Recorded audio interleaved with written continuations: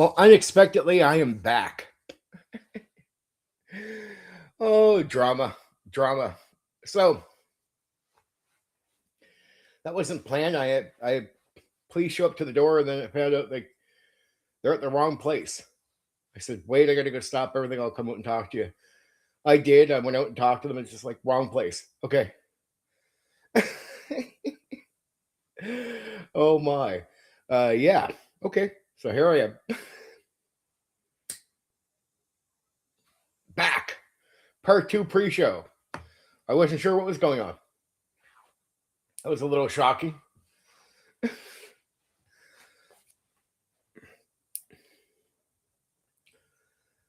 That was a little shocking. Just a little. Just a little.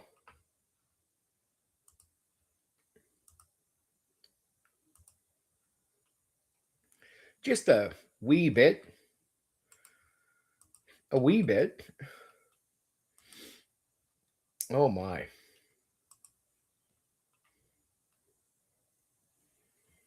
The crazinesses.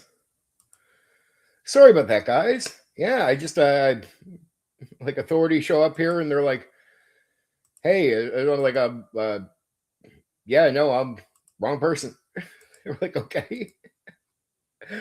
I stopped the stream thinking I'm like, okay, I got to go talk to these people. They allowed me. I said, could I do that? Because it wasn't like they were here to charge me with anything. So I was like, well, I'm going to go do this, and they're like, okay, do that. I was like, okay, and then find out. All right, well, that's good. I'm not in trouble for anything.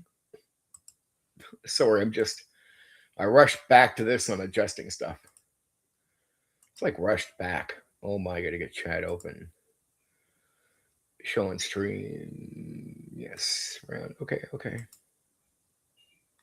I'm officially back. It's like pre-show. Again, I'm covering Stargate SG-1 tonight, the role-playing game. It's interesting. I'll say that. I don't want to. Again, you have to be a member, so I'm not going to answer anything related to that game here. I'm just reminding people that's what I'm doing tonight, hence the pre-show. I think I get all the negatives out of the way in like the first. I'll call it the first half of this extended stream.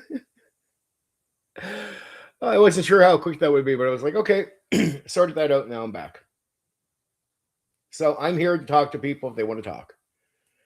You got me as long as I can. I'm definitely going to take a break soon. And at one point here, before I start the mainstream for the members and cover the game, though I would suggest if you can look into the Stargate game, Stargate SG-1. It's actually interesting. It's I'll say this much. It's I won't say more than this. It's like D20 mechanic, so you got to be okay with D20s. And that it's interesting. Actually, not bad. I'm not even a big fan of Stargate 1, and I didn't mind it. Did not mind it. No, it's one where I played it. I didn't run it. I played it. So there you go. I don't count full time playing. Like I didn't play like a long campaign of it, but I played it enough that I get to learn the game. So hence we're going to cover it tonight. And my rules for any game I cover on here, if you ever come across anything I'm doing on here, it's I either played it or I ran the game. That's a rule. Be like, did you read that? Well, I've had to have either played it or ran it to cover it on one of these streams. It's my rule. Principle rule.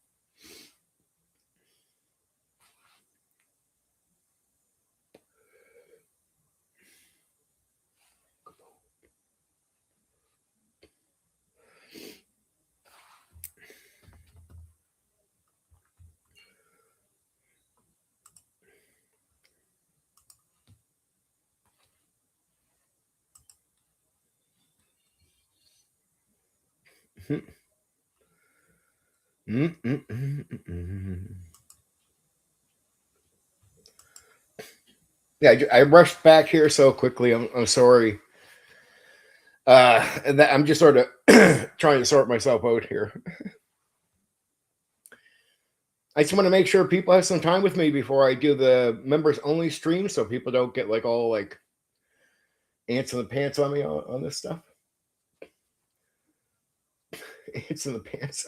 What am I saying?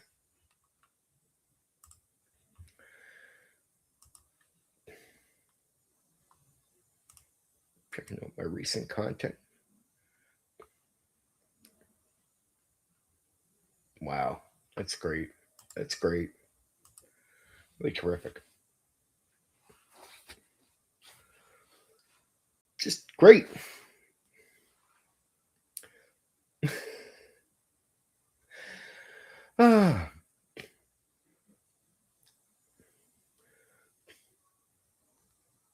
Story gaming. I actually think it's one of the best ways of experiencing the game. I actually like they say storytelling. Storytelling to me is actually pretty interesting. To the point where another reason I don't like calling something that's not storytelling, like say D&D, is it takes away from a game like Pendragon.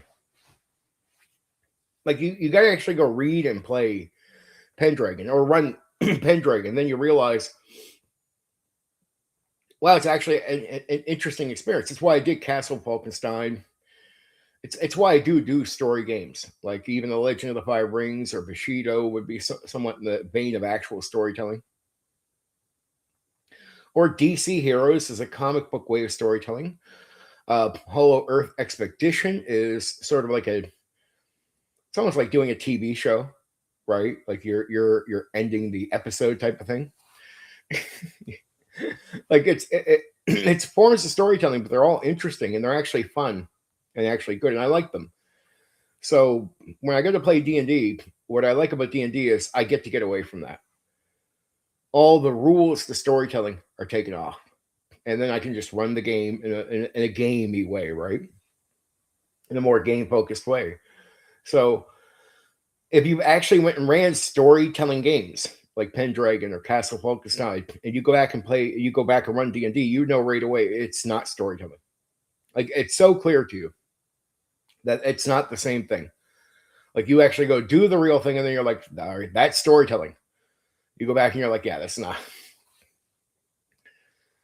the same thing. It's not a hill I look to die on. I think some people just in the hobby identify with things too much, or they identify with an argument too much that they make, that to tell them the truth is to get them mad at you. Like a lot of people like miniatures. So my take is I have no problem with miniatures. My take is that there is, if anybody's heard me talk about this, it's a flow to the game, and the flow is easier to get into through your imagination in your mind. And the longer you're inside of your mind, no matter what part of the game you're at, especially combat though, combat flow is actually really important, that you get there through the imagination, not through looking at miniatures and a board. And what I find is the more time you spend looking at miniatures or a board during combat, the more you get out of your imagination and out of the flow during combat. So I actually think there's it's like looking at toys, right? You'll struggle to stay in your mind while you're looking at the figurine. Just saying.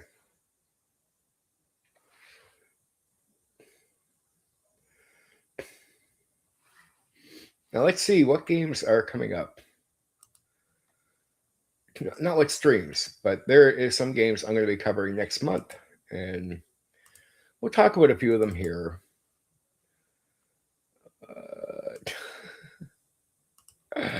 Wrong list. Let's just see games I've already covered, just so you guys know. Like, I've covered like Empire of the Petal Thrones, Chivalry and Sorcery, Space Opera, Bushido, Call of Cthulhu, First Edition, Champions, Gangbusters. These are games I've already covered that are streams are up on it. James Bond 007, Top Secret from 1980, Paranoia, Toon, Middle Earth Role Playing, MERP, Teenage Mutant Ninja Turtles, GURPS, Shadowrun, Sky Realms of Jarun, DC Heroes, Ghostbusters, RPG, Dangerous Journey, Star Wars RPG, Fudge, Metamorphosis Alpha, Prince Valiant, Didlands, Unknown Armies, Tribe 8, Bunnies and Burrows, Legend of the Five Rings, and then I have for coming up is like sort of an order is that I have not covered yet, but I'll cover this month, which is Dragon Quest, SLA Industries, Teenagers from Outer Space, Cadillacs and Dinosaurs, Conspiracy X, and Ars Magica. Now, next month, I'll definitely be covering a few interesting games. I'll give you at least two: Time Master and Time Again. And for the superhero people out there, the other game I will cover for sure next month is Marvel Superheroes, which I know a lot of people like. So Time Again, Time Master, and Marvel Superheroes will be coming up in August. So, fun games. I don't mind the superhero games, but I think we had a guy recently here, AJ, talking about it. I still prefer Heroes Unlimited over sort of like comic book approaches. That is one of my favorites, but Marvel Superheroes is actually really good. It's not bad. And it's definitely a wider selection of heroes than, say, DC heroes. I'll give it that. Definitely a better selection. Though the time theme is going to be important, like Time Master and Time Again. We'll leave it at that. I don't want to mention too much right now. I'll promote them a little bit more at the end of the month, right? But next month, as far as let's see. So members only next month is going to be because look, people have been talking about it so much lately and criticizing it. One of the members only games I'm covering next month is Fate. And the other game is Castles and Crusades. Fate and Castles and Crusades will be the member-only games I'll be covering next month. So, Castles and Crusades, that's sort of like it's a D&D thing like Pathfinder. So that members only next month will be Fate and Castles and Crusades. That's members only. And then again, the ones that are going to be open is I'm doing Time Master, Time Again. My brain is just shot. And Marvel Superheroes. So openly, people be able to see next month and coming up after July is at least these are at least three of the games I'm covering for sure. Time Again, Time Master, and Marvel Superheroes. But the two members only again will be Fate and Castles and Crusades. If you're someone who's been in the D&D world and you missed out on Castles and Crusades, it will be interesting to hear about. It is, some people call it, it's like what third edition would be if Gary made it or something. That's what some people said, that like this would be Gary Gygax's third edition. I'm like, whoa, okay, sure. Let's talk about that then. Gary Gygax's third edition. And Castles and Crusades, right now, I think they're either they put out a new gimmick recently, or they're putting out a new one. So if you haven't heard about Castles and Crusades, next month, if you're a member, you'll be able to hear about that. And I'm going to cover Fate and Castles and Crusades in the member-only streams, because Fate is a game where people have been criticizing it so much. Like, I've heard a lot of criticism, or even at least mentioned, so it's definitely a topic. And Castles and Crusades, I just know some people in my audience that are not major D&D people. It's like, well, here, check this out. This is what I remember the claim used to be. Castles and Crusades is the third edition if Gary Gygax made it. Okay.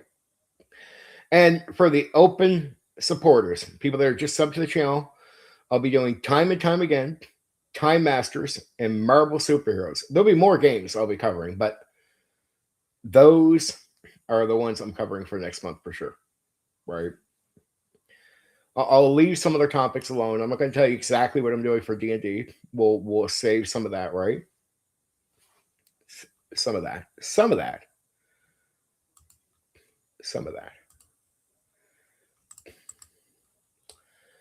We'll put it this way. Here's what will get done in August for sure. the survival guides. Manual of the Plains, Wilderness Survival Guide, and Dungeoneer's Survival Guide. I will be covering those. So they're all AD&D 1E books. Manual of the Plains, Wilderness Survival Guide, and Dungeoneer's Survival Guide. I will be covering those books next month. So if you're into the survival guides, I'm covering all three of them around the same time. So as far as D&D, those are the for sure. Like, that's not the list of everything I'm covering next month. Those are just some for sures that I've marked in stone that I'm doing, right? So I'm doing the 3 survival guides: Manual, Wilderness, and Dungeoneer Survival Guide. And that's for the D&D stuff. For the games that are just games, again, Marvel Superheroes, Time Master, and Time Again. And for the members only, and that's for members, I'll be doing Fate and Castles and Crusades. Interesting. That's for August. So we're still in July, and just quickly go over what I still have to cover for this month. So tonight is members only. After the stream, I'll be covering Stargate SG-1 role-playing game. But tomorrow, for the open audience, I'll be covering Classic D&D Unearthed Arcana. And this weekend, starting July 11th, I'll be covering Dragon Quest and then SLA Industries. Now, every Tuesday I do off script, so I'm not going to keep mentioning those. Those are just random like this, right? But you guarantee get one of those every Tuesday. Next Thursday, July 16th, I'll be covering the Fiend Folio for the Classic D&D stream. And after that, as I already mentioned, I'll be covering Teenagers from Outer Space starting on July 18th. And July 19th, I'll be covering Cadillacs and Dinosaurs.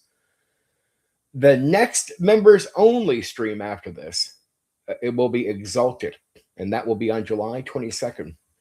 The next D&D Classic D&D stream, the one that will hit on July 23rd, I'll be covering Advanced Dungeons and Dragons 2nd Edition Monsters the last weekend of July. I'll be covering on July 25th Conspiracy X. On July 26th, I'll be covering Ars Magica.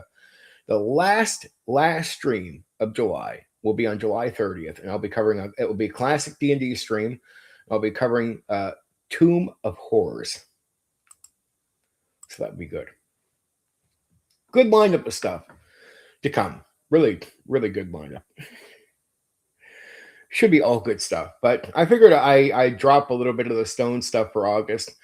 I haven't scheduled them in, but those like the Time Master, the Time and Time Again, the Marvel Superheroes, I figured people want to hear about that because I get you interested in a couple games that you might not have heard of. But really, the Marvel Superheroes, so many people have mentioned it to me lately, and I'm like, well, I want to let people know I plan to cover it in August, right?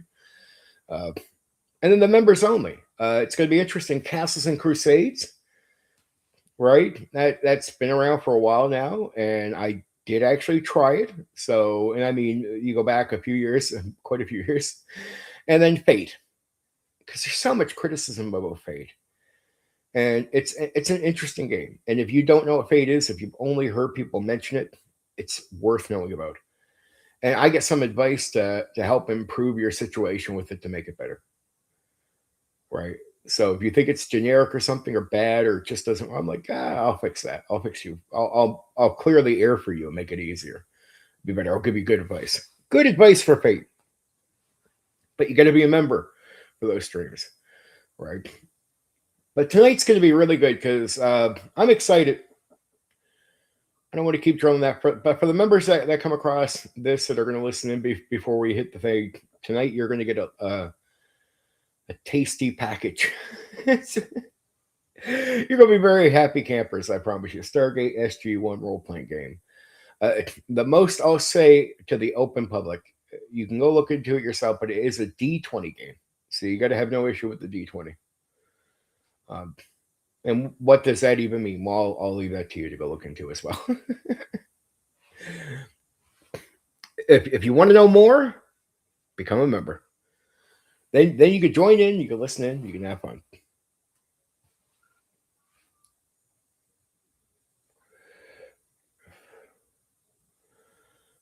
I've heard about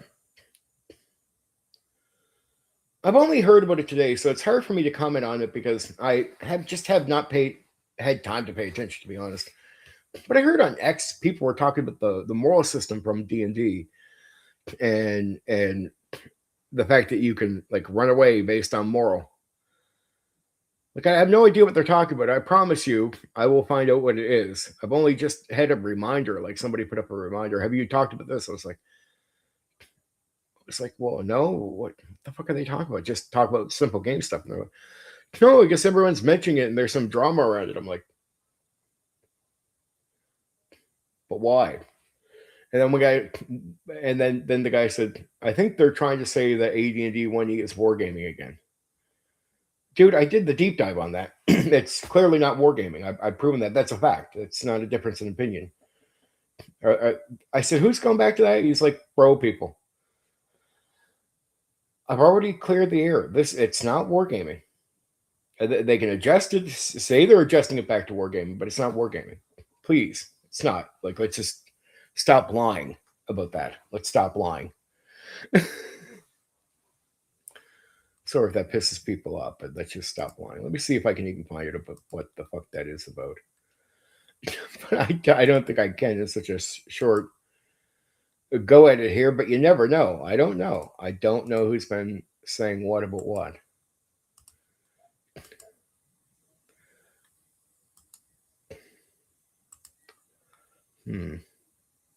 Interesting stuff, kids.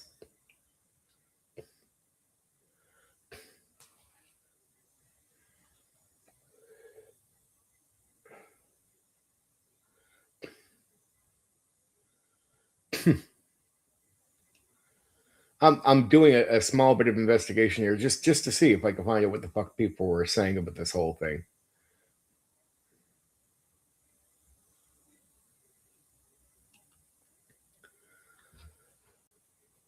Wargaming doesn't have toxic rhetoric. But AD&D is not wargaming. Like, so as I'm finding language around this, exactly what I expect to find. Exactly what I expect to find.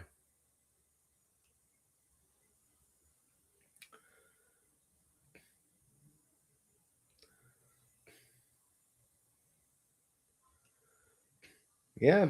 I'm not seeing anything on this, guys. I'll just have to comment on this another day. I'm sorry. Somebody asked if I would, but it's just like, dude, the fact that you start off with stage one. AD&D 1E is not wargaming. Okay, now what?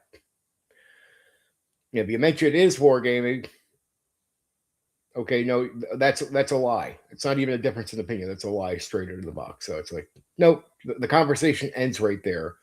If it's wargaming and there's moral, of course, there's the moral system to it.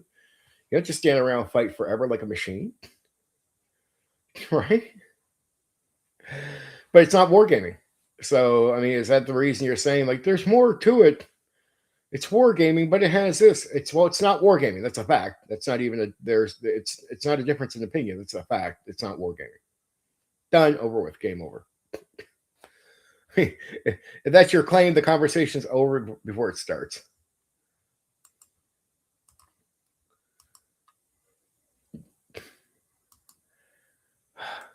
I really don't think I can find something on this like in time to really mention some detail that's meaningful, that matters.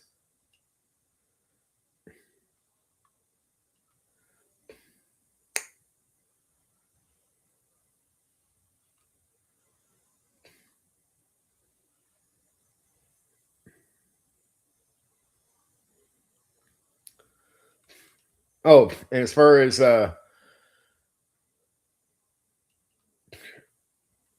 no toxic rhetoric, that's such a sensitive area for Dave and Gary Gygax. Like, I don't know. I think, of course, they said some shit, but it's just the way people paint up what they said. I just don't buy. So when they make a big issue about it, like, oh, that means there's some big, no, fuck off. No, it's not. It doesn't mean that. Piss off. People talk with a line all the time, change their minds, have weird views depending on when you talk to them. It comes from a time when you could have a careless opinion, and a week later somebody just walks in and just says, "But dude, there's like women here." All right, you're fucking right. All right. I guess you got to remember the timeline when Dave and Gary would talk and they'd say things, but the thing is, I don't think Gary and Dave, or even Gary himself, understood how meaningful every statement he was going to make was going to be.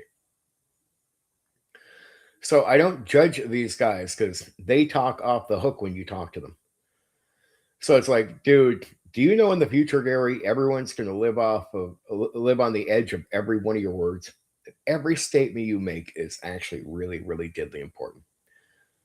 He had no idea. Interviews, you could tell, off the cuff interviews where he's just talking out of his ass. And I guarantee you could talk to that guy the next week and you might have different opinions.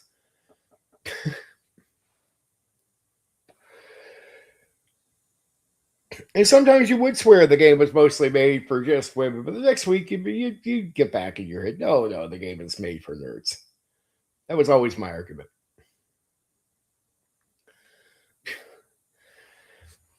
Because women were playing the game right away, so I never really understood the issue there. Women played D&D from the time it came into being to now. As far as like negative, toxic rhetoric, I just don't think it matters. I think it's a tough. It's more like things come from a tough attitude about things. So if you judge how they talk back in the day to like, oh, they hate women or women be turned off, I'm like, well, here's my honest opinion. Any woman that would be turned on to wargaming initially wouldn't care how they talk anyway. So all you got to do is look at what you call wargamers today that are women, and there's some, and all of them, pretty much. I mean, 100% of them say they don't care. They don't care. So I'm like, why would this matter? It matters to people that would never play war games. So fuck them. I have nothing against wargaming. It's just if something is wargaming, if AD&D is wargaming, I'm like, well, why do you need AD&D? Just go play the wargame. AD&D brings in social interaction with the faction, with the monster, with the merchant, with the other characters. Is there anything written into these things?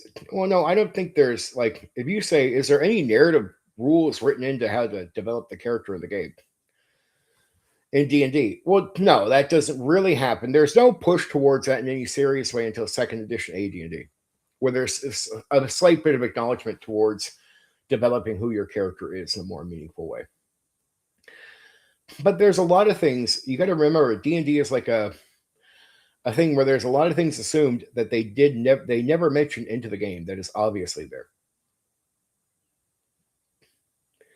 So in some ways, you don't need them to write everything in. They should have, but you could just tell it's already obviously there. Like it gets so confusing. You'll see a guy out here, he'll do a YouTube video when social interaction becomes an important part of the game. And the guy actually, this is where the audience doesn't know much either. Sorry to pick on the audience sometimes. But he did this video about Ravenloft being like when they start doing real serious social interaction. And he gets a lot of he actually gets praised for this video. And I'm like, well, dude, as soon as I did my reaction to it on the stream, I knew people were mad. So I said, wait, in OD&D, you do interaction with the faction, right? People have to nod their head. Yeah. You can do interaction, negotiation with the monsters, right? Your enemies. Yeah. There's rules and assumptions that you'll be interacting with a merchant, right? Yeah. It even hints and talks. There is language in there about interacting with the other characters, right? Yeah. So social interaction is spread out through the entire thing, right? Yeah. What about early BECME modules? Were there NPCs that were developed that you were expected to talk to? Yeah. Did you have to go around to places and meet people and stuff? Yeah. Was this all before Ravenloft? Yeah. So come again? What about this heavy focus on social interaction? Only by the time Ravenloft comes out? See, it's people are crazy. They don't understand the game. Uh, Developing who the NPCs are. Like it's like, through game testing, they had to develop every NPC you're running into. They even talk about who your character is. Like there's no direct language that says we care about narrative and character development, but it just says it will say things like, once you know who your character is. You'll see lines like that. And you're like, that would mean once I develop the character. That's all it can mean. Right? So there's a lot of things that are assumed into what we're doing that is not clearly mentioned in early Dungeons and Dragons. And when you go to most other games outside of D&D, from Traveler to everything else, social interaction is the majority of the game. Like play Traveler. You'll talk more than you'll fight. You'll talk more than you do skills. You'll talk more than you fly the ship around. Like as far as just like you as an activity as a player. Go to Call of Cthulhu, go to Bushido, go to Pendragon, go to any game, and you'll realize the majority of the game is talking in character, talking in character, talking in character. It is the vast majority of shit you're going to do.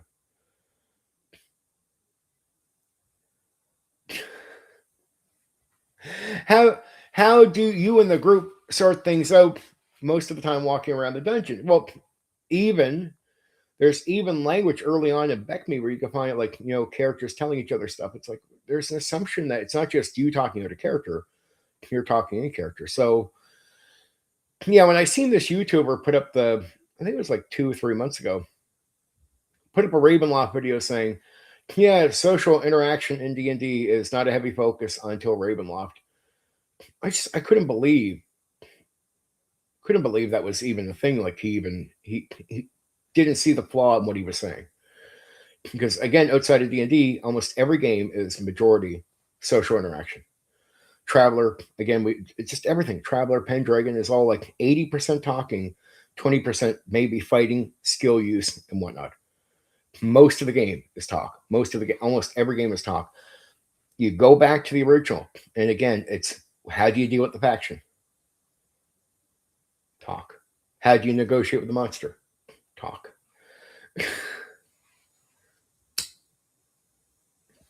So the idea of talking in character and performance is a big part of the game from 1974 up until now. So drama class, and then again, language like once you know who your character is, you don't say that unless you're talking about character development. And that is stated as early as BECME before we even get over to Ravenloft or AD&D 1E or anything. So you might not find language. Like I've heard guys say, well, in old school D&D, you find no narrative push for, say, any element of narrative push on character, developing the character. It doesn't spell out to you that there's rules for it, but it does spell out for you that there's an assumption that it's happening anyway. Like it's assuming you're going to do it, even if it's not telling you to do it. Now, could you criticize old D&D for not putting language in there saying they expect you to do character development? Of course. Can you say that they ignored the entire thing? You can't say they ignored the entire thing. To the point, even the people writing the games expect you to be doing it.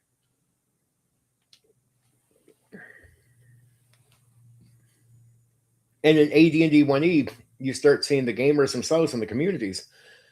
It's like I've heard one guy say, it could take you 12 months in an AD&D 1E game to develop a character's personality. And I'm like, well, again, So even if you tell me in AD&D or old school D&D before second edition, there is no acknowledgement of narrative character development, I'd say you're not wrong. They're not direct about it, but you can go back as early as Spec Me, where they'll mention little things like once you know who your character is. So that's an assumption that you are doing character development, even if it doesn't tell you you're meant to. Like it's talking as if they just think you're going to do it. And then AD&D 1E, it becomes a natural cycle. See, I found what was natural to like from OD&D to BECME, what was naturally happening in the game.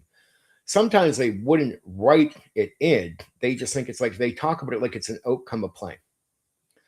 So if in OD&D you're talking in character a lot, you talk to the faction, you talk to the monster, you talk to the other characters, you talk to the merchant, you talk to some other NPCs. Through talking, you're developing a character. That's probably just assumed. So they're not going to write rules for that. They just think that's going to happen. And so by the time you get to BECME, you will see lines like, well, once you know who your character is. Again, that doesn't mean there's some written detail out in BECME that says you are supposed to be doing character development or the game expects you to. It's almost like they just think you're going to anyway. Like it's just going to naturally happen.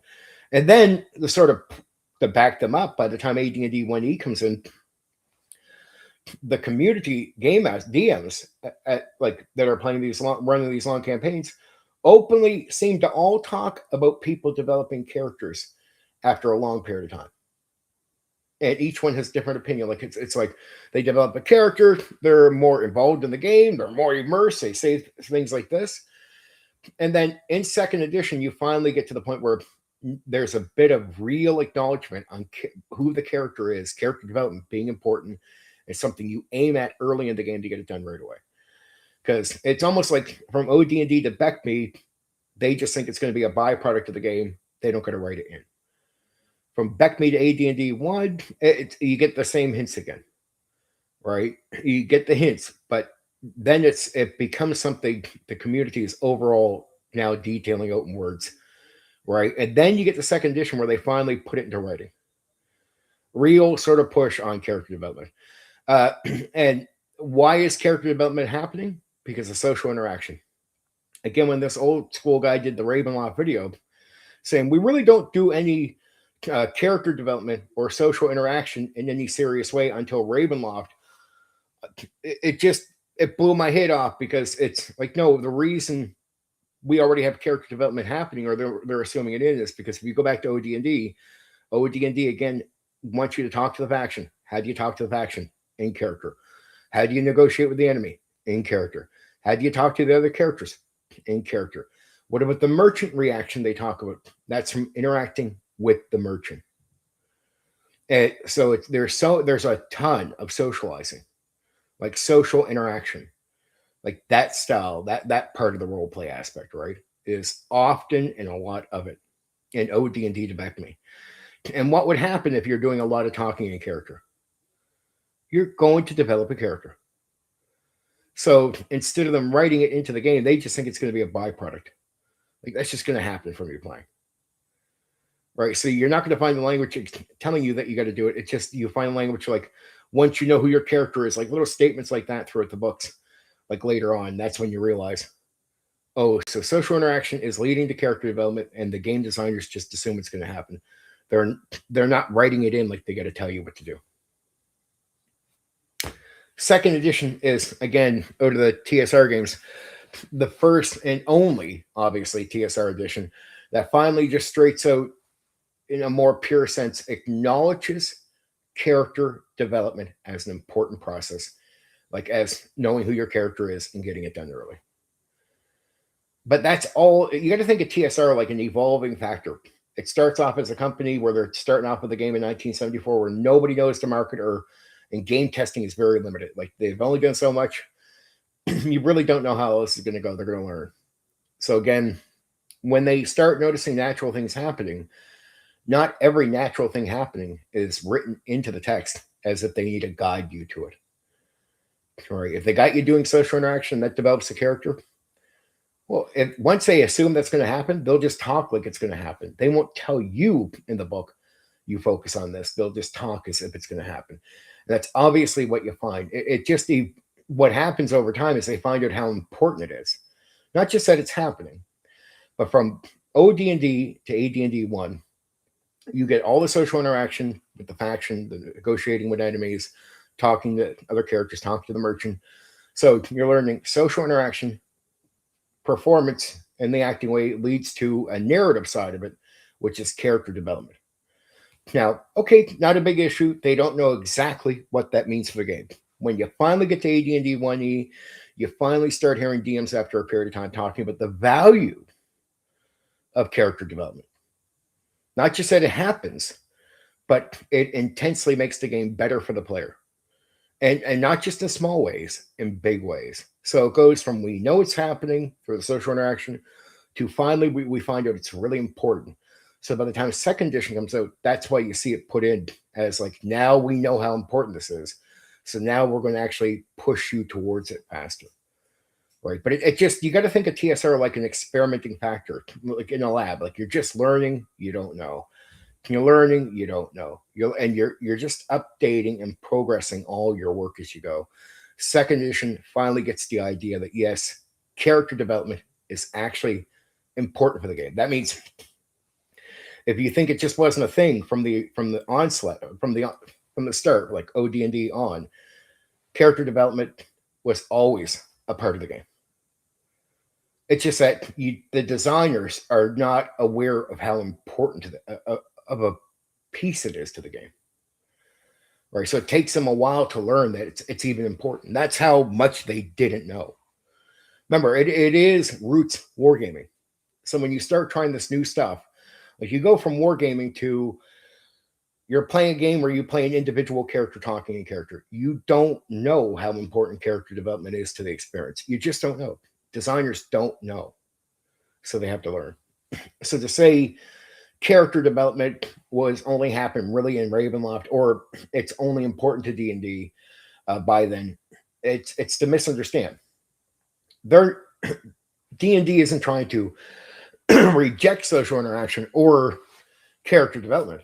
It just doesn't even know how important of a thing it is. They just don't know. And if they knew right away, it would have been put into basically from what they're showing you later on is, yes, if we knew this was good, we'd already have it adapted into the text. Right? It's like you think there's a lot of things in early D&D, which is something you think is not part of D&D, but in a way, I'd say you're right, but it's not because the designers don't want that to be part of D&D. Just got to go back to OD&D and just go, here's how much they don't know. They're not rejecting this. They just don't know it. Right? And it makes sense when you're making players talk a lot in character, that sooner or later a byproduct of that is going to be that you're developing a character naturally. Like the more you talk, the more the character develops.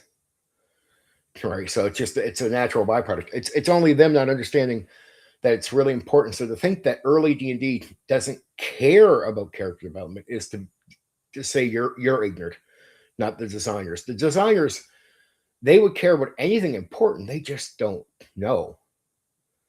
Right? So that's the point of second edition. Finally, just by the time you get to 2E, the designers, through, well, at least the guys working there, have learned, right, through obviousness, that character development is an important thing to the game. And the sooner you get players to that level with a developed character, the better time they're going to have. And that what they learn is by not pushing in text players towards that direction, it can take a year, it could take a long time because they're not making an effort to develop the character. By second edition, they realize, let's just push the players towards making an effort to develop the character. And by doing so, you don't got to wait 12 months. It could take you weeks, if not a month, to do the same thing. It's just a slight push in that direction gets what you want. Right? So you got to push people towards that thing in that process, right? And that's what they learned. And if they would have known that from OD&D on, that would have been already in the text right away. So if you're someone who likes old school D&D and you think they just rejected this or they didn't care about it, I'd say you're completely wrong. It just, again, this is so back, like the starting of the hobby, where it's not that they're rejecting something, they just don't know. That's it.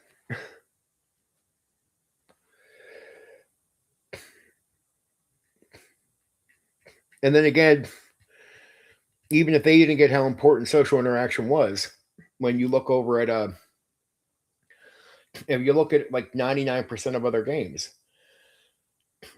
what game didn't have you in a majority way doing social interaction? Even their own TSR other games, the Pedal Throne game, Top Secret, every game outside of D&D. So it's not like D&D is going to ignore this fact. They just assume you're doing it. All role-playing games expect that you're doing a lot of talking in character. And almost every game outside of D&D is 80% of the game for almost every game is talking in character. It's just, it's an expected part. You can't even play the game. Imagine trying to play Bushido, but you just want to play the action. Like, you can't do that. You got to do the social interaction. Even the Pedal Throne that comes out from TSR, you can't get around that game without talking and having that sort of Bushido experience. Bushido and some other games are built off of the sort of same approach that game goes through. So there's almost no game that you can play outside of D&D where you're not talking and in character. And through that, there's an assumption that you're developing characters. You'll see the language all the way through every other game. They're almost the same way, because every other game will be like, well, do they say develop character? No. But do they talk like you're just like, well, first off, they're going to help you develop a character. But do they talk like, give you hints like leave room to grow? Which is something some of the early games don't say, even though you could just assume you could do that. But you got to think of the old school as something like part of the market period of time where it's not that they don't want you to develop the character. They actually assume you're going to. They just don't bother putting that into writing. Some of the games do get it. Some of the games I've covered here, when I put in a part where it says leave room to grow, where I'm talking about that, if you go back and read the game, you're not going to find that. That is my advice, because the game actually has it is actually set up for you to actually develop your character further. It's just they don't directly tell you. They don't handhold you. Like in the newer games, a lot of newer customers expect all games to handhold them through everything. When you go back to the old school, a lot of games, when you're reading them, you got to be careful with how you read them, because it's a lot of them do not handhold you through the entire game. So it's like assuming you could develop a character here. Well, it doesn't say so. Well, dude, okay, all right. The bottle says rinse and repeat, right? Yeah. At one point you can stop. I know the bottle doesn't tell you to stop, but at one point you should stop. That's the way they would sort of see it. Like, of course you can develop your character further from the help they give you at the start of a different, like a non-D&D game. Like, of course you develop the character, right? Just because it doesn't say in the book you could develop a character further doesn't mean you can't. Basically, game designers back then just let you assume, like they assumed you could assume this stuff without needing to explain everything, right? And so you get some people that will come back and say, well, that wasn't in this game. But I'm like, you could do it in the game, but it doesn't say it in the game. Well, dude, it says rinse and repeat, and it doesn't say stop. Do you think they intend for you to not stop? Like, it's not written in there. So are we going to assume the bottle is giving you a description of rinse and repeat for the rest of your life? Like, just nonstop to what? All your hair falls out and you're dead? It's like the old designers just expected you to just sort of figure some shit out. Like they felt like your common sense and understanding should be able to know this stuff. Of course you can develop your character further. It's like, what, do we need to tell you? For some of these guys, yeah. And they'll actually say that your game isn't supporting this because it doesn't say it. It's like, well, the game does support it, but we didn't think we had to say it. That's what old designers would tell you. Like, their answer, like, they'd be laughing at you. Of course you can fucking develop the character. Well, it doesn't say you can. Well, they look at you and go, is there anything stopping you from doing it?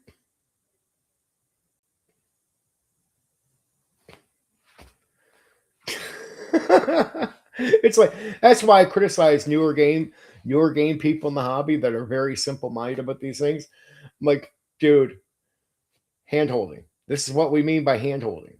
Like, you need your handheld through walking through everything. Like, if it doesn't tell you in the book, you're lost. Like in D&D, it doesn't tell you to develop your character. You just know that you can. But I sort of get it. So a lot more simple people come into the hobby later that when they look back at games, if the game doesn't exactly say everything to them, man, that it will be assumed the game doesn't support something. When the game designers will be like, our game doesn't stop you from doing it. And to them, old school, a lot of old school designers assume that if the game doesn't tell you that you can't do something, like it's obvious that you can, then the game supports that you can do it. And I really mean that. You got to talk to old designers and you realize. So you actually do support this. Yeah. But you don't say it. Do we have to? That the game allows you to do that. Well, it doesn't tell you to do it. It doesn't need to tell you to do it. It doesn't stop you from doing it. You just got people that are like they look at like every old school game like it's a WotC game, hand holding you through the entire thing, telling you everything, every detail. It's like, no, dude. It or do it raw. What does raw mean? To old school designers, they're just like, well, we need you to do these few things, but I mean, it's like as long as you don't contradict this stuff, you can do whatever you want beyond this. Oh, that's what they mean. They just mean like whatever you do that they don't directly tell you you can do, as long as it doesn't contradict the other stuff, do it. Oh, yeah, yeah. I knew that from talking to some old designers that came to different parts of Canada. I go and like be able to meet up with them to talk to them, and they sometimes do signing and stuff. Sometimes they be down for other material for other reasons. But I go meet them and talk to them and be like, okay, like are you saying we can't do this with this game? Like, there's no support for it? Yeah, you can do it in the game. Just the game supports it. It doesn't say it, dude. You can do it. So hence they support it as they just assume you assume. As long as the game isn't stopping you from doing something, do it. If you go back to old D&D, that's what you start realizing. So if you need to be handheld through everything, you'll be confused. It's just a completely different mindset of designers from the old school to the new school. This is what happens when you think you're designing games for deep thinking, intelligent people. You assume those people will be able to assume. Good evening, Philo. Good evening. Talking about good stuff, right? Talk about how most old school games, if they didn't have to write that you could do something, and if you asked old school designers, yeah, sure, all right, you reflash through that first, and I'll when you get back here, I'll let you know. I'll keep talking about some other stuff until then. That works. That works. I'll give you a refresher when you get around. You can probably hear it all.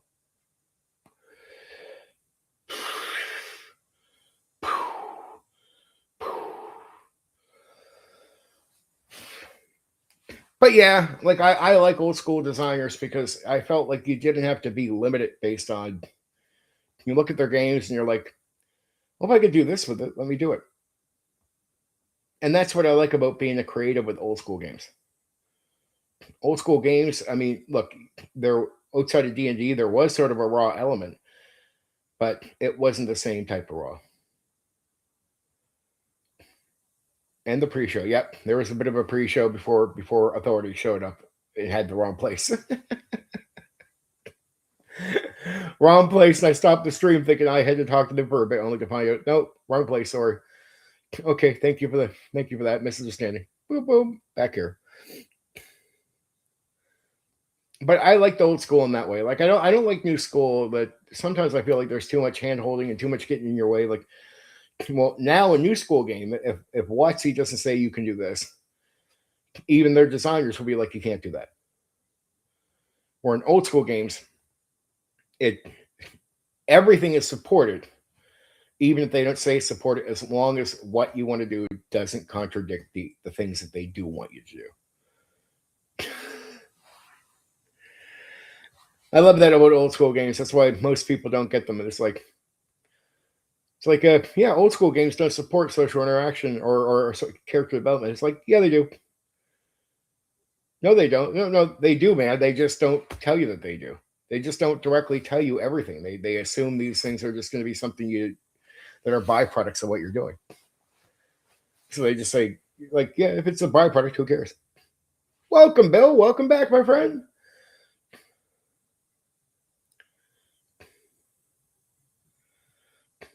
Oh, of course, Philo. It's but like it's here. What I mean is, it's not just that either. It's my point is, I've heard some criticism the last few days from guys where they'll be like, old D&D doesn't support character development. And I'm like, yes, it does. And one thing I was responding to was this guy, maybe a month or so ago, did this deep dive video doing Ravenloft is the first social interaction narrative character development focused D&D did. And I'm like, nope, not at all. Because all you got to do is go back to OD&D. This is what I explained earlier, was go back to OD&D. OD&D, they tell you, deal with the faction. What do you do? That's social interaction. Negotiate with the enemy. That's social interaction. Deal with the merchant. That's social interaction. These are all things you got to do social interaction with. Even pointing you to social interaction with the other NPCs and social interaction with the characters, all through character, all talking through character. By BECME, you'll see lines like, hello, friends. You'll see lines like, once you know who your character is. So they'll say stuff like this. What they're saying is, through social interaction, a character will be developed. They assume that. They don't tell you it. They just assume that's a byproduct of what you're doing. So instead of writing it in as some official thing to the game, they think it's going to happen. And on the assumption that it will happen because it's happening for them, they just talk to you like it is happening, where they don't going to tell you it's part of the game. So they'll say things like, once you know who your character is. Well, that's them assuming character development is happening through character social interaction. That's just all assumed in there. All right. I found a system at Oatland, a Norwegian RPG store, but the rules look very modern and simple. I'll tell you this, Philo, remember the Deadlands game I covered? You can adjust that into a zombie apocalypse game. If you're looking for modern, oh man, like you're talking about Walking Dead type. Well, I mean, it's deadly combat. It depends on how you want to adjust it. But I mean, you could look at, like, I just recently did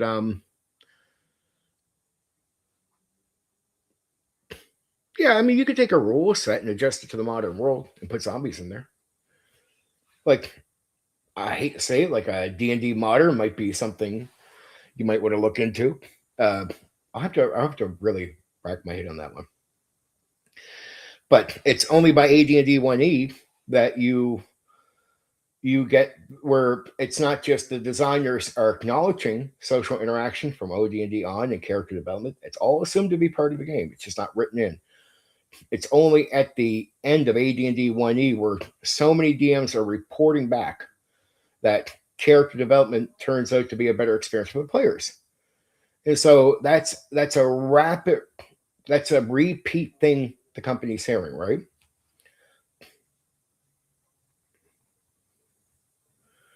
I think I will do what Seth recommended and use Cyberpunk 2020 without the high-tech stuff.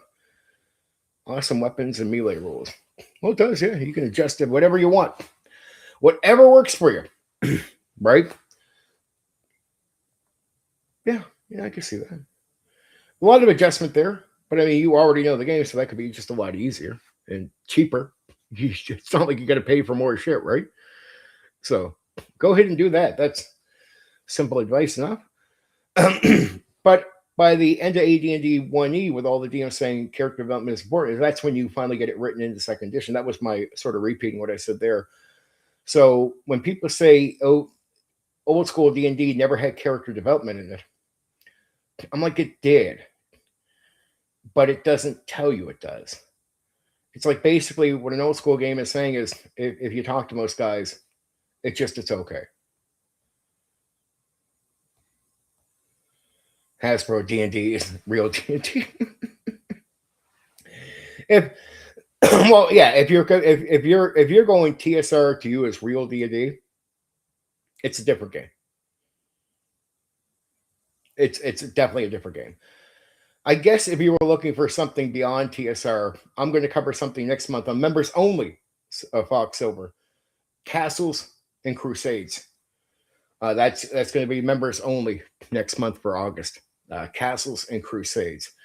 That's a lot of people say that I heard back in the day. That would have been Gary Gygax's 3rd edition D&D. So if you're looking for D&D outside of TSR, what old school guys, some of you might call real D&D, you go to Castles and Crusades. But yeah, so WotC's not real. Pathfinder is definitely not. No, it's a different game. It's a different game. You just can't say they're the same game. Is there similarities? Like, yeah, but there's similarities between a lot of games. So that's why people will always sort of reject the WotC editions if you're from the TSR. Because it's not just, it's a different game. It's a different way of playing. It's different everything. Is there some similar feel? Well, it depends on who you talk to. I had a guy on here who I like, GM Cody, said there was definitely a bit of an old school feel with 3rd edition. From what I've seen the gameplay, I don't think there is, but hey.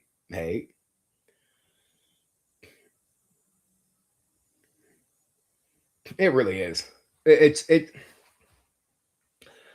WotC didn't understand that minor changes can alter the way you experience a game overall. Like the perception check had to be the killer for me. I'm like, part of the flow in a dungeon in gameplay is just constant movement forward with less dice rolling, more interaction, more interactive stuff with the players, right? Like you talk to the NPCs to try to talk your way through. And it's like little things like this. A lot of old school DMs, I knew how they handled interaction was this. Say you're talking to a guard to get by the bridge. You talk, if the guard agrees with you, he'll let you go by. If the guard disagrees with you, he'll say no. If you're not sure as a DM if the guard would say yes or no, you roll a dice like a charisma check.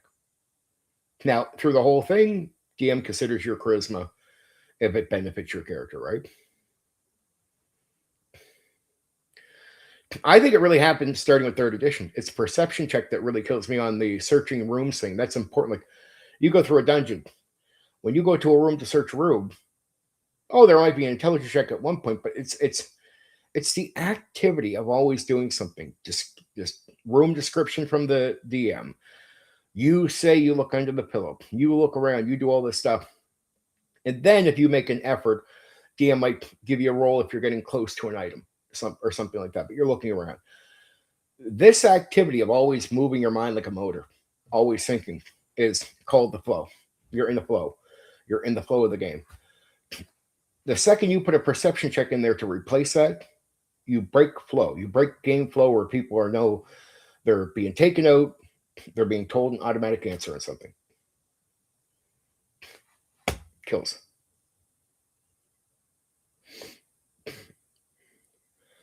Yeah, it 3rd edition starts it, but I agree with you that 4th and 5th gets really extreme on the stuff. I won't disagree with you there. Like it's more extreme. But the perception check it goes from mind game to dice rolling game. And that's a major change. You kill flow. And the combat in third edition already started with too many more actions, too many more options. And what happens in minor ways? Well, in 5e, it's really bad. 20-minute fight in second edition, or even AD&D first edition, turns into a 45-minute to an hour fight in third edition. Turns into an hour to an hour and a half in fourth edition. And I mean, with fifth edition, it's almost like up to that 20-minute fight is now like an hour and a half to 2 hours of time consumption. Right? The time consumption on combat is a killer. Right? You can say what you want about old school D&D in combat area, but most fights were quick. It doesn't mean all fights were, but most were. And so where fights would be long, that you're going to get your exception. But most fights were pretty standardly fast. That's good for a game. Not to get stuck in combat for too long, not to be stuck in hack and slash. But imagine if you took your average 20-minute fight and now you're going third edition, 45 minutes to an hour. Not so bad, but still not good. Then you get the fourth edition, like you're saying, that's an hour to an hour and a half. Then you get the 5e, and you go from like 20 minutes, an hour and 20 to like 2 hours around there, on average for what is a 20-minute combat in AD&D. I heard this. Monetizing it, but it was going to happen.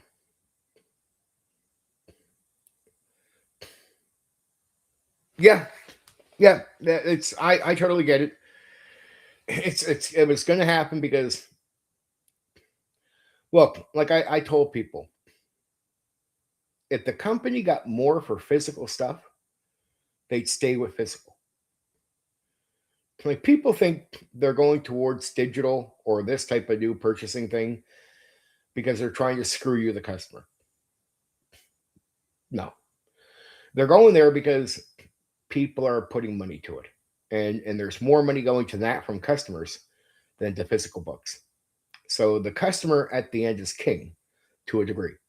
And is it the company that is doing this, or is it the customer leading the company there? The company is chasing the dollar.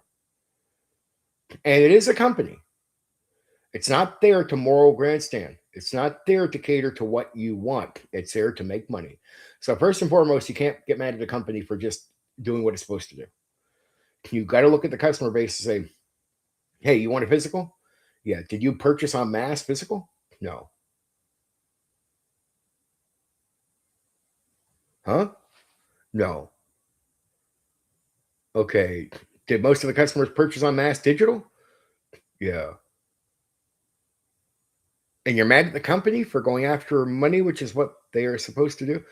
Can you see what I mean? That's why I think they should continue to be a niche hobby and not for the main market. We can have opinions, but this is where it went, dude. It's, to me, it goes all the way back to TSR. And we wish it could be something, but this is where people have control. But I tell people this, Philo, why do you think I did my sandbox video? Why do you think I do any of that? And we do have OSR clones. We have ways of doing some things. It's not like every option is off the table, but you can't look at WotC and expect them to serve that. So what I do is go, at least with us in our hobby. Now, look, it's people's own fault if they're not willing to go to these ends, if they just keep wanting WotC to serve them. I say, dude, WotC's a big company. TSR tried to do this. They tried to be the more moral company and last as long as they could, feeding the wanted customer. They wanted to be loyal to the base customer and still get new customers. That was TSR's own fault, because if TSR would have given up on its base customer, they would have been better off. And we might not all like to hear that, but that's true. Like TSR was still experimenting, but if they would have took the chance of going away from the hobbyists and the purchasers they had, they would have made more money.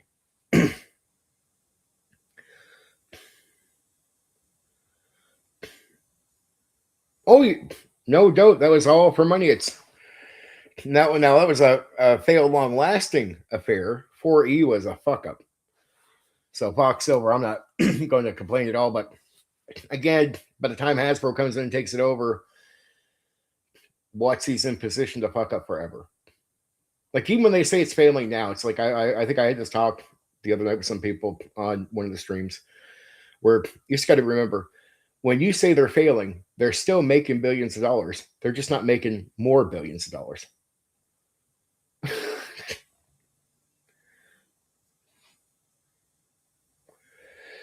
Well, they do good in the minimal thing, but it's like, could Traveler pay the staff that works for WotC, and does Hasbro want to go? And so companies just don't feel the need to be nice. They're just there to make money. And Hasbro has turned WotC into make money. It's not about being nice. It's not about pleasing. Like, put it this way. If pleasing you keeps you around and you become the customer base that has the money to give to them, they'll do it. So it's always on the customer. You have to become, be nice, but it's not the requirement of the CEO. I don't hold it against any company for trying to make money. And the more we do, the more I think we just have expectations that don't match reality anymore. The CEO is there to make money. That's it. That's all. He doesn't know you. He's not going to come shake your hand. He's not going to invest himself into the hobby the way you do. And they want Gary to clean up the mess. Yeah, but it's like, what mess? Here's the thing: is they're making billions, Fox. They're just not making the same billions. They prefer to make the more billions, but don't get it wrong. They're not going out of business. And Hasbro bought them. So, like I told people, Hasbro is one of those monopoly companies. Once they own a name like Dragon, even Dungeons and Dragons, even if they put it on timeout, they would never sell it. They'll bring it back later, and they can keep failing for a long time to still keep making money. There's no way they're selling it. Delusion to even think that. Not even a chance. Not even a slight chance. Not even slightly happening. Not even fucking slight a chance of it happening. Hasbro owns it. They owned it like Transformers. Gone. Done. Game over. That's over. Even to think it's going out of business, over. WotC usually fires creators when they have finished their work, so CEOs can get even higher bonuses. I'm going to say, Sage, I think it's immoral to buy WotC products. Well, that's Philo. What I say is, you don't get mad. You got to look at customers and go, if you don't want these people having something, you have to hold back. Or if you want physical, you got to buy. Oh, I agree, Fox. I'm not disagreeing on that at all. That's why we got more people coming into the hobby, because a lot of people say it's more welcoming now because of, it's bullshit. It's more welcoming now because, unlike when we, like back in the 80s, when you'd be called a nerd loser for playing the game, now it's like you play the game, it's like, cool. So now people that normally would never play it socially, the type of people that would normally, will play it now. It's all it is. It's not more welcoming because we're nicer people. There's more assholes in the hobby now than there ever has been. You want to talk about hate? There's more hate in the hobby now than there ever has been in its history. You want to? It's like we want to talk about bigotry. There's more bigotry in the hobby than there ever has been in its entire history. Is now.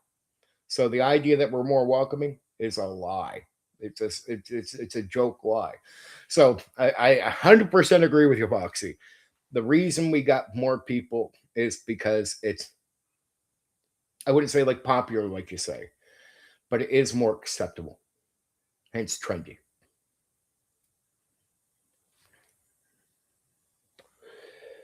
Well, I think he's talking about more like not the community or people I talk with outside the community.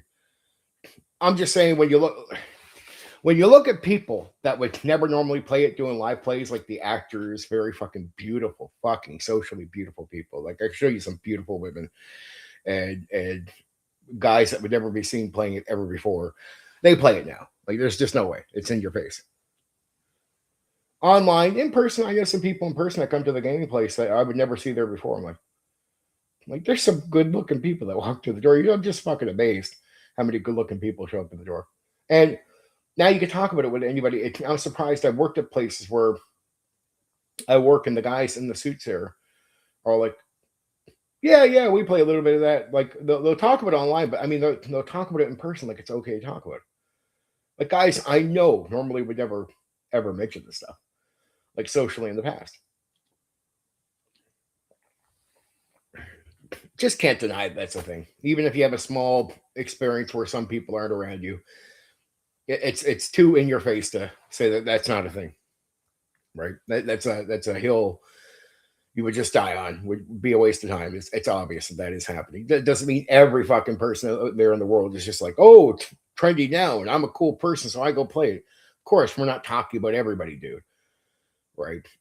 Of course, we're not talking about everybody. Do you even have to make that the case against what you're saying is useless? It's just to say if there's 100 good-looking people, socially, well-off, good-looking people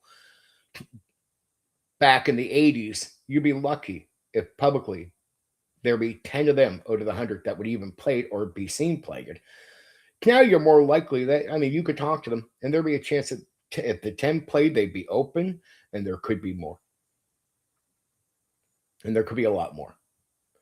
So trendy is, and what I think he's saying is it's not more popular, like suddenly, oh, everybody knows more about the game or everybody's flocking to it. But now you can be the socially good-looking person, play D&D, and nobody's laughing at you. Like you're not having dirt kicked in your face. Right? You're not be called a nerd loser because you play D&D. Like, unless you're running into fucking certain people. Imagine there's still some people out there that will fucking give me the heat, but not everyone, right? I don't know. It's just it's a shame that WotC is the way it is. But I mean, what can you do? I just tell people like, don't support what you're not into, and you can't control it. You can't control the other customers. We've tried that. We've tried, and the chance of getting them over to the OSR, you can't. You can't see the majority of clones for OSR is AD&D 1E with the tournament style approach, the raw style. Even though that was a surplus sale back with TSR, the majority of people after the big purchase left TSR because they didn't like the game. They didn't like tournament style, especially. They didn't like raw that a lot, and they went over to Palladium. This is why Palladium picked up. We talked about this. The failure of TSR on a massive scale after a surplus sale of AD&D 1E, because most people were not happy with the outcome of what they got, was a amazing pick-me-up for the hobby.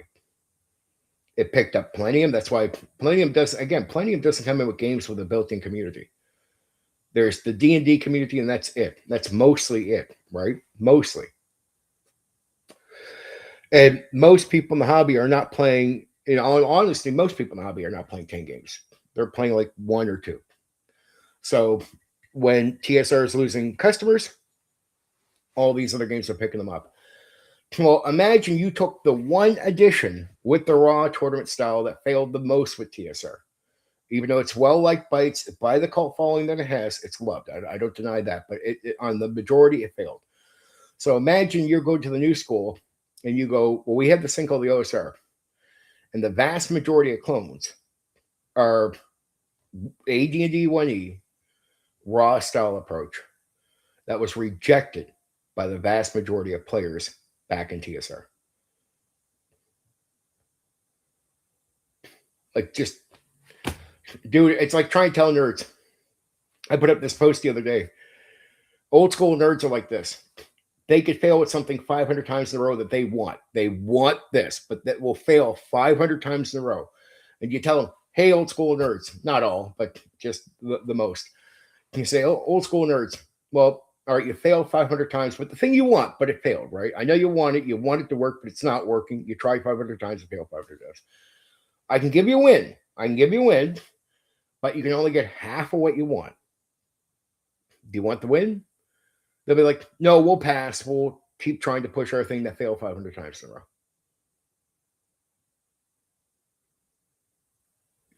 Dude, you don't get everything you want, but at least you get a win. You don't want to have. No, we're pretty sure the thing we fail with 500 times in a row will sooner or later win. Dude, it failed 500 times in a row. No, we'll still try it. And that's the OSR right there. The OSR is we failed with this for decades. Yep. Okay. You got the OSR, man. Good pick me up. Second edition was hot and actually was more active played for almost 30 years. There's all kinds of host rule ideas that you could adjust in that are very popular. Do you want to try some of the stuff? OSR, when it got picked me up, when the Stranger Things was a big thing, like, here's your chance to win. You might not be able to get every detail you want, old school guys, but man, you can bring most of your shit back right here. you got to win. You want to win? No, we just want to push the thing that failed. But dude, it failed. Yeah, well, like look at the OSR clones. Second edition had very active gaming that competed with third edition, 3.5, fourth edition, and was still almost half the active live games being played when fifth edition started getting tested. Second edition has the longest lifespan of any TSR edition. There's one clone. One very undersold clone, very poorly promoted. Almost nobody knows about it. So the most successful TSR game as far as active play, no, we won't even focus on that one. We'll go to the one that after the big sales for AD&D 1D going into the tournament, we lost 70% of our players. The guys that stayed loved the game to this day, very cult following. But the 70% it lost, fucking destroyed TSR. Second edition could not bring most of them back and could not save the company. So now again, Palladium gets to pick me up from them. World of Darkness gets to pick me up from those guys leaving TSR and becoming purchasers of other games. Great thing for the old school because it picked up a lot of games that didn't have communities. So they needed those purchasing. They needed those guys to leave TSR and come purchase their games. Great thing. But that means the majority rejected it. The majority, I would just tell you, the majority rejected then, guys, try and tell the OSR designers, they're going to reject it now. You can't just make something work that doesn't work. But they said, no, we won't take a win with some altered ideas. We'll just go for the raw style, regardless of themes, and take the loss. Okay. Goodbye. And OSR, what happens? They make a little bit of money. And then Shadowdark comes in finally with an alternative with some old school features. And what does Shadowdark do? Dwarfs pretty much makes as much money as all OSR clones combined. And it wasn't from mostly 5e people, it was mostly from old school people. At first they were saying that's from 5e customers. I'm like, no, that's from old school customers. Which just proved that there was purchasing power there on that level. But the OSR clones that were mostly AD&D 1E never got it. That means the purchasing power existed, didn't appeal to most people. They took their money to Shadowdark. So the money was sitting there waiting for OSR designers to make the right games for them the entire time. And they didn't collect on the money. And I don't hold it against anybody. I get how old nerds can be, but it's like, guys, you can't pretend something. If it didn't work, you can't force it to work. Like, I know how much you like it, but regardless of liking it, you can't force it to work. You can't force it. It's not going to be forced. No matter how much you like this, you can't force it. And the fact that they made only one second edition clone, I'm like, how can you look at the history of second edition? OD&D doesn't last 10 years without getting change. Beckme doesn't last 10 years without getting change. AD&D 1E doesn't last 10 years without getting change. Second edition actively stays around for almost 30 years, keeping up with third edition. Actually, outperforming third edition most of the time, outperformed 3.5, more active games than fourth edition, and was still pretty much it was performing at top notch half the games when 5e was being tested. That's almost 30 years. That is amazing. I look at the OSR and go, why wasn't that the game most designers were building their games off of? Because it had the THACO. Like if you're going to use THACO, which a lot of the OSR games did, it's like, why aren't you just using second edition THACO like that? Even the AD&D 1E guys, most guys admit it's a better option. Like, why aren't you making these adjustments that make sense? Right? And why would you adjust a D20, which is it's not as appealing as you think if there's other gameplay elements? Oh, I think it was a shitty thing. And tighter gaming, that's not what people wanted. So even old school guys, the reason second edition became more popular, the -10 that was commonly used for the death thing, right? Yeah, there was slightly more survivability with second edition. And what happened? Right away with the old school, it becomes more popular. It's like the customer base is screaming at you what they want and what the majority wants. So OSR, what are you doing? We're going to bring back this old tight type of gaming that's really restrictive that almost nobody wants, only a minority. Do you think that's going to hurt the OSR? No, it's going to succeed. Okay, so this game made how much? It made 20,000. Okay, then Shadow Dark comes in and shows you the purchasing power that did exist from actual old school customers, meaning they were there the entire. That's the embarrassing part. You come in and find out the majority of purchases of Shadow Dark are not 5e people. It is old school people. It just tells you, holy fuck, we had them. And that's because the old school has like 7 million people live purchasing stuff online, which they know that from market study. So if you cater to games that most of the old school guys did not like, they don't come around to you. Right? That's like our YouTubers are the same way. They cater to AD&D 1E Raw, for example. So what happens?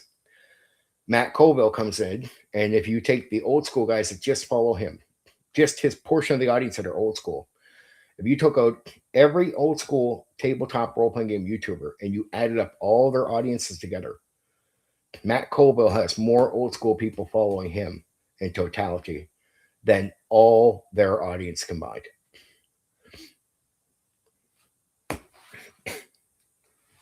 Very few second edition guys. And it's scattered. Second edition guys are following Matt Colville. They don't know anything. They stay away from most of the AD&D guys. Like the one of you guys, I'm like, man, we have really tribalized our part of the community. Right? Tribalized it so bad, destroyed it, had a cult following, tried to push stuff that just wasn't going to work. It's a shame. It's a shame because it hurts our part of the hobby really bad. Right? It's a minority of loud voices that got control, which is just such a shame. I wish the OSR designers would have looked at more like what they're doing, like a business, instead of their opportunity with a platform to force a style of gaming that most people don't want. But instead of looking at it like a business, I almost wish our guys would have acted like WotC.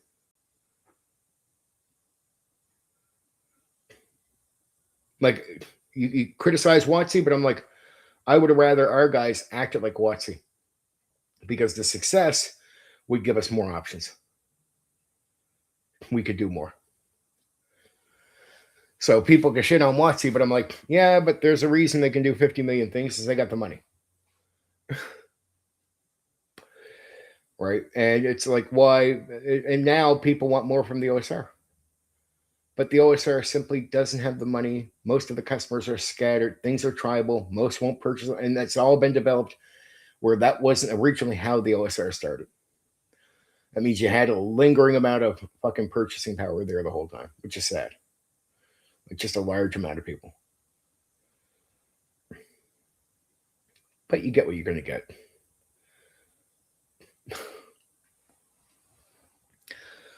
Authentic medieval, which we already had a million times in the old school.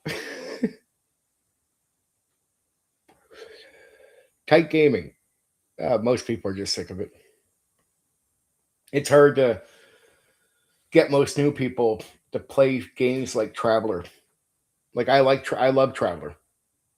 I still have a few people that will play Traveller, but most people nowadays won't play Traveller. It's like, why?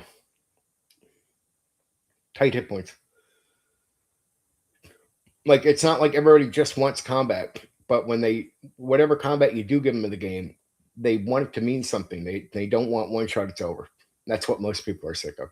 As much as some of us, a small minority of us, will like it, a vast portion of the old school, not just the new school, the old school included, a vast portion of our people do not like it.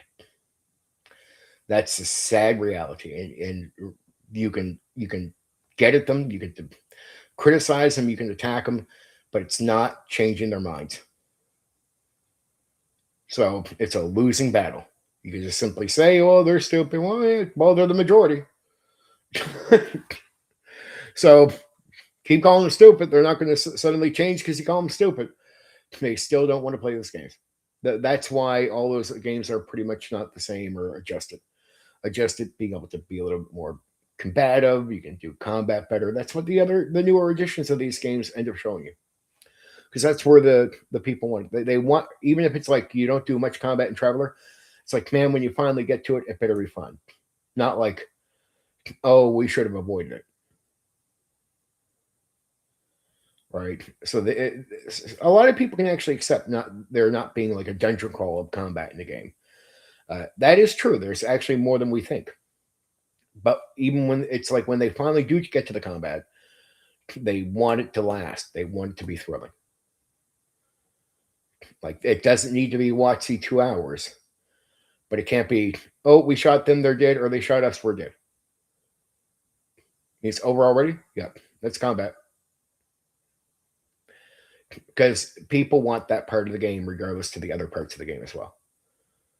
That's one thing you'll notice. So it's yes, that's why you get a common complaint. I used to put the complaint up, and people like, the few that come around here, the small minority of people I know like old school games that don't mind dangerous combat, which I'm the same way. I like it. So I'm not trying to be on the other side. It's just that you find most people don't like it. It's the plain truth. That's why I do some adjustments. It's why I run second edition. I can still run today because it's a little bit more meatier. It has a little bit more meat, enough that it's more survivable, and the fights can be a little bit more thrilling. That's it. But it's hard for me to recruit for a Traveller game. I can talk about them, how excited they, and I can get the odd players together at times when I can cycle in and play a little bit of Traveller. But it's really hard. It's hard just to naturally go and recruit for Traveller. Because it's most people like, well, it's a great idea. I love the ideas. I'm like, yeah, but here's the combat. Okay, I don't want to play that. Okay. So no matter how good the other aspects are, that part destroys it. Right.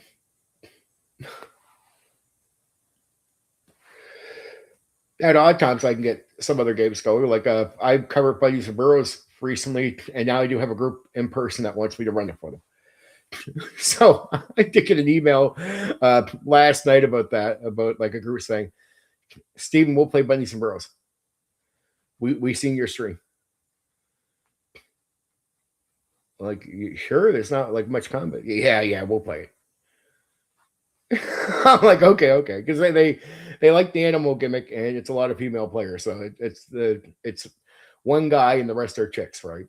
2 of them are his sisters, but they want to fucking play Bunnies and Burrows. So I'm like, okay, I'll run Bunnies and Burrows for you. So I will be doing that. I haven't decided when, but that's an exception. This same group is also going to play Toon. So I did a stream on that recently, and they told me they were interested in the Toon game, but they emailed me last night, just said, well, we definitely want to do Toon, but we want to do Bunnies and Burrows as well. And I have 2 guys in person. They watched my Didland stream, and now they want to play Didlands, which is diddly combat, but they said they that sounds too cool to avoid. So that's an exception, right? But I mean, a lot of games like Traveler, I can't get anybody who wants to say yes right now.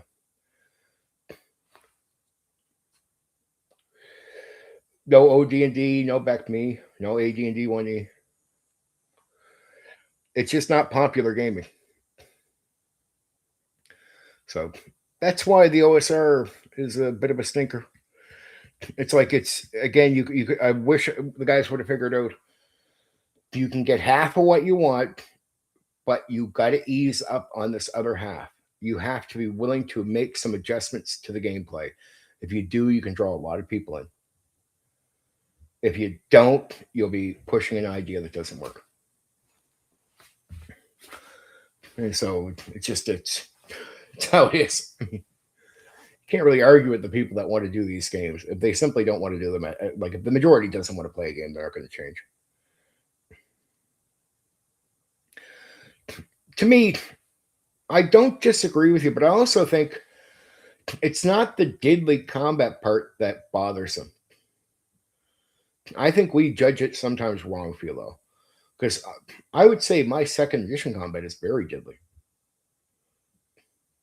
Diddly doesn't mean just one shot out, but it's like they just want it to be a part of the game where they feel like they're playing something and not just, oh, well, they got the shot first, we're dead.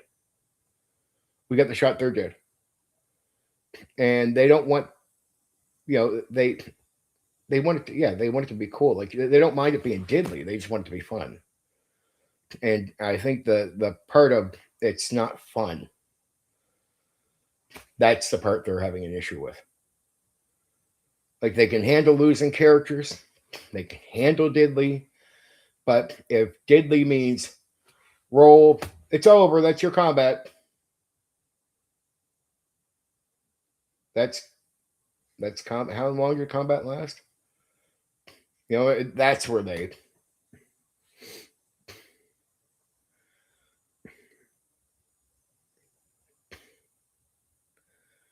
Oh, your player should be somewhat stressed. Wait to play my paranoia game, and then you'll see a nervous breakdown. But no, I get it. I do get it. A second edition really points this out to you really well. A second edition AD&D really expresses this well. The bit of more meat on the bone does make most combat last slightly longer than the rest of the D&D editions that are earlier. And that little bit more time in combat is more thrilling.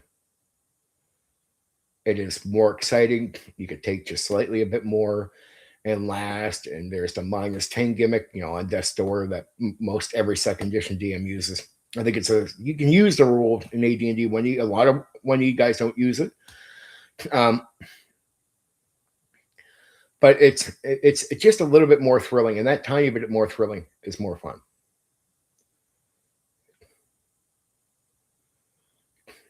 That's not what I'm talking about either. So of course, but it's not about spending 20 hit points. It's about the time in combat. They want it to be a bit more fun. It doesn't matter the outcome if it doesn't feel fun. And you can say that, feel, but I say this. If you represent 3% of the player base, well, no company can serve you. You'd put them out of business. OSR designers couldn't serve you. You'd put them out of business. Even the mom and pop shop couldn't serve you. You'd put them out of business. So at one point, there has to be a meet in the middle where I agree. You don't want the overkill, but you want to balance. And this is what killed the OSR. The OSR actually went in your direction, Philo. They went in your direction, which is what most people don't want. Now, WotC goes into an overkill direction, right? What I say is go into the middle. You go into the middle. If you find the middle ground, that's where they want to be. And there's no point in trying to win a debate that you've lost. So it's like saying, well, they should be this. Well, they're not going to be. Well, they should be, but they're not going to be. Like, that's a waste of time even bringing that up anymore. It's like, dude, unless I can win the fucking debate and you get the people over, which we've tried that for 50 years, hasn't worked. What? Trust me, I've heard guys saying it older than you, back in the fucking 80s, blah, blah, blah. They should be able to handle this. Well, they're not. Well, they should be able to, yeah, but they're leaving. Well, I wish the companies would only just serve just a minority of people. Well, yeah, you're too small. You'd even put those guys out of business. So you can't even have a fucking OSR designer wouldn't be able to pay his rent off of you. So it's like at that point, you might as well in some games because you definitely can't have anybody serve you. You have to be real. What I say is, what I tell guys that are really stiff on this stuff, I say, if I talk about a middle ground and you start talking in a rejection way towards that, you have lost the fucking plot, my friend. Like that is, you want the hobby doesn't, it's no longer about even a small percentage. You want the entire hobby to serve your opinion. Not 3%, not your side, not your percentage, you. And that the hobby's not going to serve one person. And it's like, it'd be nice if there was like a middle ground with most people and we could pressure people to a certain side, but they don't, and they don't like it. And what I say is, I don't want them to play superhero games either. So how do we get guys like that where it's diddly, but it lasts a little bit longer? All right. Where do we get where it's satisfying you and still making it more appropriate to the way they want? There's a middle ground. I think that middle ground is perfect. It keeps the game diddly and puts a little slightly a bit more meat on the bone, and you're not getting one or two shots. Like Rollmaster is good when you think about it from like, you could have your arm cut off and then you could be, no, dude, you take a certain amount of damage, the fight's over. That's the point. Like it's of course you're not dead, but it's over fast on that damage. If you're dead, then it's over on that. But Rollmaster is a quick death game. And so even if you play it smoothly, most people still won't like it because it's too quick. And what it does is it makes combat almost a meaningless part of the game. I like social interaction. I like investigation. I like adventure. I like a lot of things. But and I don't want to play just a video game or a board game, but there is an aspect of people want a bit more action. And WotC understood this. They overkill service on it. So they do too much. And that's what I realized. They looked at the tables like D&D wasn't even made for that. Yet what happens with most D&D games?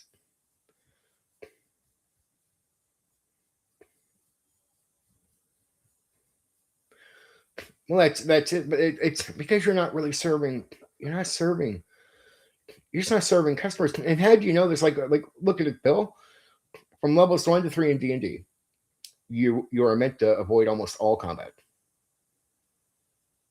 Like all of it. That's what the designers did. 90+% of the games, the DM doesn't push back, and players make up sometimes 3 or 4 characters. Why? Because they're going to go at the action. And the DM's not going to say no, and they're going to want to. And why are they doing this naturally? Why is 90% of the people doing this, even though the game is not made for it? Because that's what they want. They want more action. And if you're going to have quick fights, you got to have some. That's why Traveler bust. This is why Rollmaster busted. This is why it kills the game. Like it's for a small percentage of us, I can appreciate the role play. I can appreciate that. I don't want the perception checks. But the one area I sympathize with the majority of players, which is like fucking 70 to 80% of players in the entire hobby, and probably with the new school, probably more like 99%. They want longer. They want it to be more meaty. I don't think you should be giving saves that are retarded. I don't think you need to give like fucking 50 hit points. Say at the start. But hey, can the guys take more than one hit before they're completely dead? That's where we're looking. What about the -10? Not the saves, but like the -10 on death door step thing. That's not bad. It's not 3 or 4 saves, but it is an extension chance, right? These are minor, minor, minor things. And the game remains diddly the entire time. It's just as diddly, just as brutal. You might not die as fast, but when you die, it's going to be the same, right? And that little bit of peak puts second edition into 30 years of active gaming. Second edition, half the games are, when it's competing with third, is second edition. Half the games for 3.5, actually more than half is second edition. Second edition outpaces fourth edition. Second edition is half the games being ran when 5e is being tested. And what did second edition do compared to every other version of the game before that? Slight bit more meat on the bone. Like more of a chance. Minor changes, the 10 thing. Slightly easier healing. Slight changes, a boost. And it's like, man, the OSR could have used that boost instead of going backwards.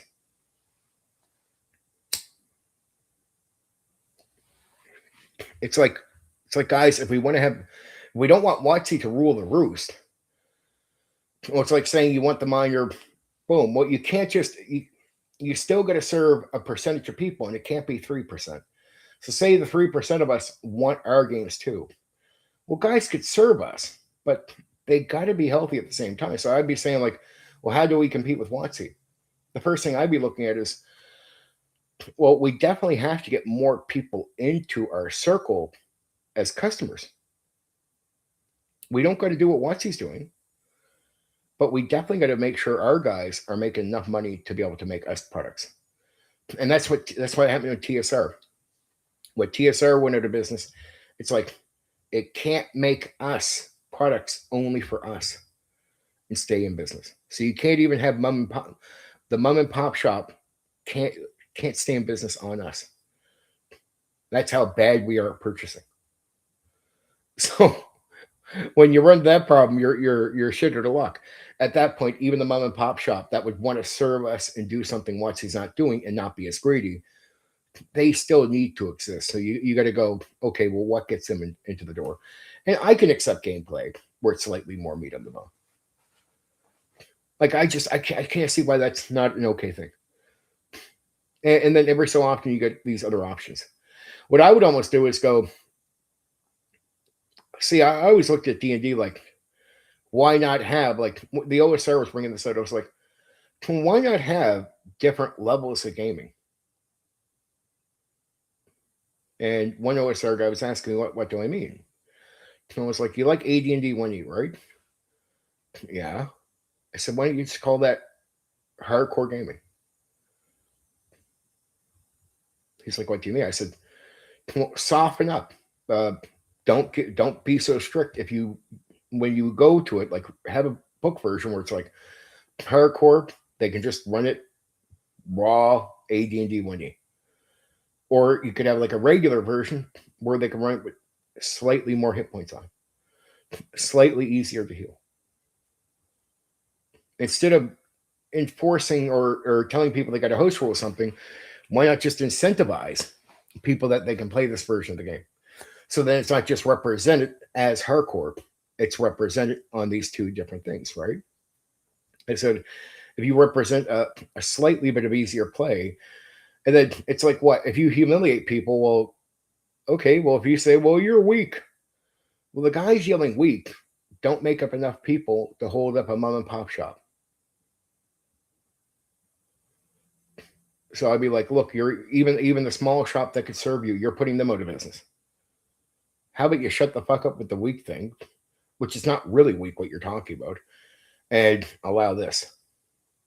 And see, nerds are not open-minded. They all want things their own way. The problem is the nerds, especially the few of us that few nerds that want it their own way, there's never enough of them to even help an individual OSR guy get by. I'm like, dude, the guys that are strict about this, none of you are capable of keeping anybody in business on any level. And that's what we found out. So I say, we got to get to the point where You can't belittle, because that pressure, especially if you're loud voices, you do control.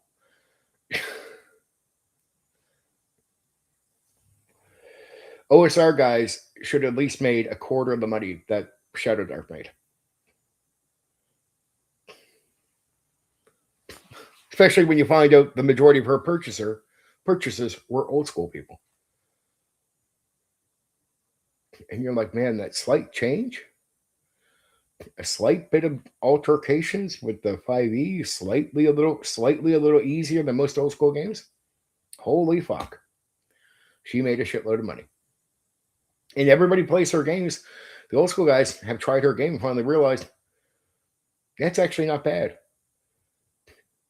Well, that means you're actually okay with the softening, right? Yeah.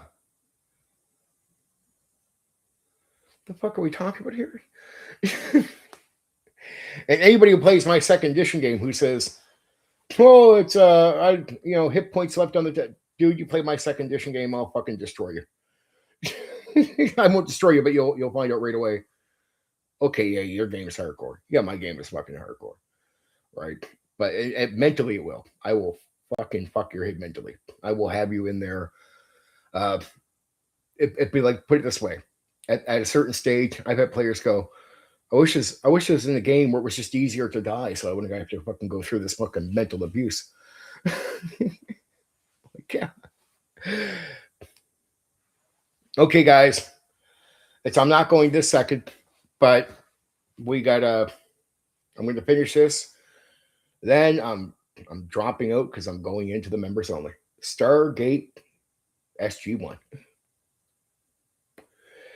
It's going to be good coverage. If there is any members watching.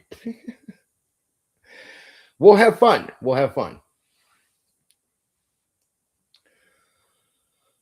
Whew, let me get all that ready. And remember, next month, you guys know that the stream's coming up, but next month for August, they haven't been scheduled yet, but I'll be doing time and time again. This is for the public. Time and time again, Time Masters and Marvel Superheroes. For the members only next month, I'll be covering Fate and Castles and Crusades. All right, Philo, you take care. Have a good night, bud. Love you. Talk to you soon there, friend. Thursday is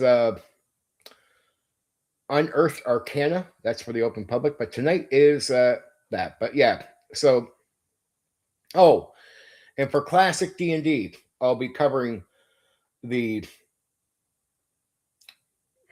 see. Oh, my brain's just melting. The Manual of Planes, the Wilderness Survival Guide, and the Dungeoneer Survival Guide will be covered in August. For AD&D 1E. So I will be covering those books. On top of that, like I said, one last time, for the open games that will be covered for the public, for people that are just sub to the channel openly, is time and time again, Time Masters, Marvel Superheroes. For the members, or for member only streams, it will be Fate and Castles and Crusades. Okay, guys, I'm going to end it there in about 20 minutes here. I'm going to start up the other stream. The members only. All right, take care. Have a good night.